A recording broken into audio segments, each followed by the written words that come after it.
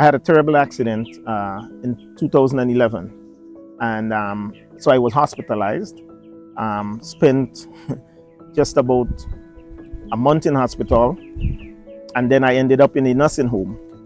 And I spent about 2 months in the nursing home where I couldn't walk for about 3 months. I ended up with something called sacroiliitis, which was inflammation in my joint, which resulted from the accident. I had the accident while at work, but of course, being the men that we had, I didn't treat it properly, and therefore my hip area became infected. The seat belt had dug into my hip, and there was a blood clot there, and it got infected, and that hospitalized me 3 months. After being in the hospital for about 3 weeks, by then, you get a little familiar with the doctors that are treating you. So initially they didn't know what was the diagnosis. I just couldn't walk. They know something was going on, and eventually one morning, one of the doctors who I've become familiar with, he came in and he says, I know what was the problem. That doctor in that hospital in Long Island, New York, studied at St. George's University. He was a medical student here in Grenada. From the hospital, moved to the nursing home where I had to learn to do everything. I was on 40 medication during that time. I was taking 40 different medication, believe it or not, 40 different medication. I tried to get this issue rectified because it was a bad infection.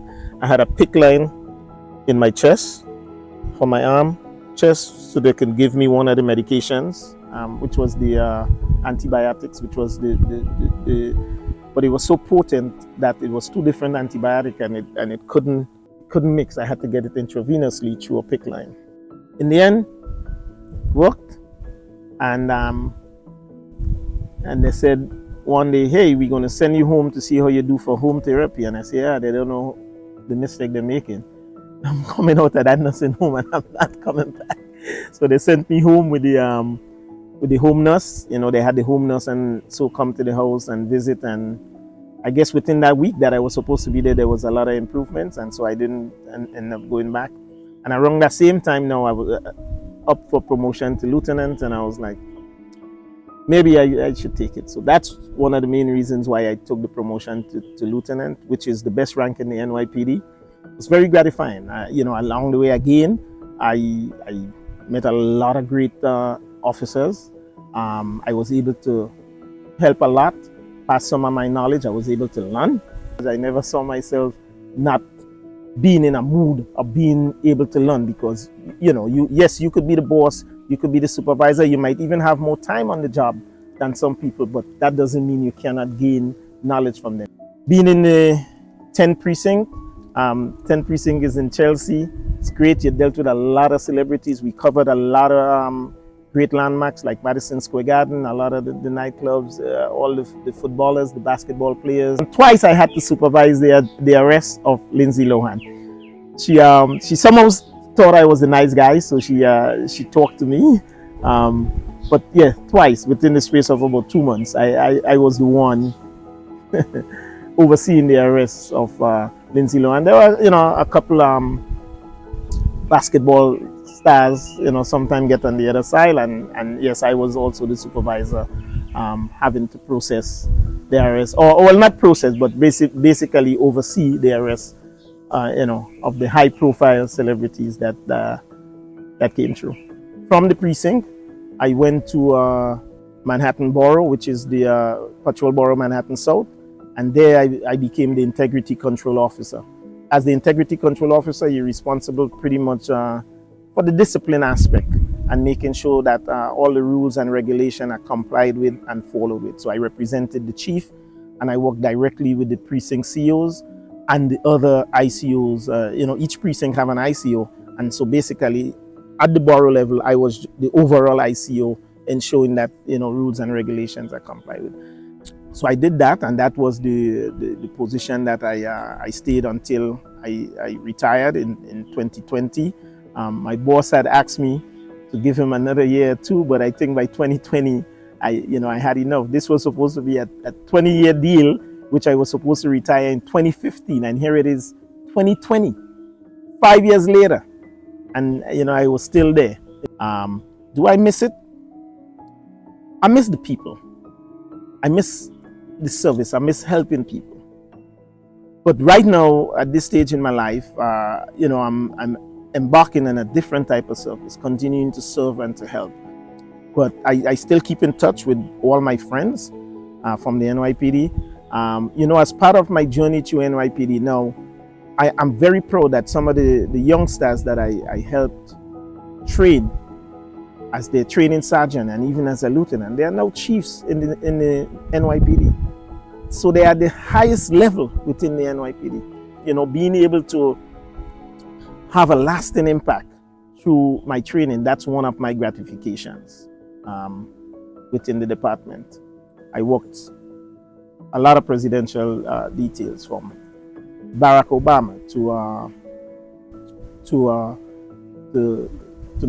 to President Trump. So President Barack Obama, President Trump, President Bush. And it was gratifying. Working a presidential detail and being that close to the president is being in Manhattan. They come to Manhattan, and being in Manhattan borough, you spotted the job. You ride there, so you have the clearance, and you ride there. You're right on the tarmac. When they land, if they use the helicopter, you're right at the front of the motorcade. I met a lot of world leaders at UNGA, United Nations General Assembly. It was within my command also. So while being, a member of the NYPD, when the officer died here, we were able to mobilize, and we were able to get some stuff. I coordinated along with some other officers, Moses Charles and Leroy and others, and we were able to buy, I believe it was 100 vests to donate to the RGPF.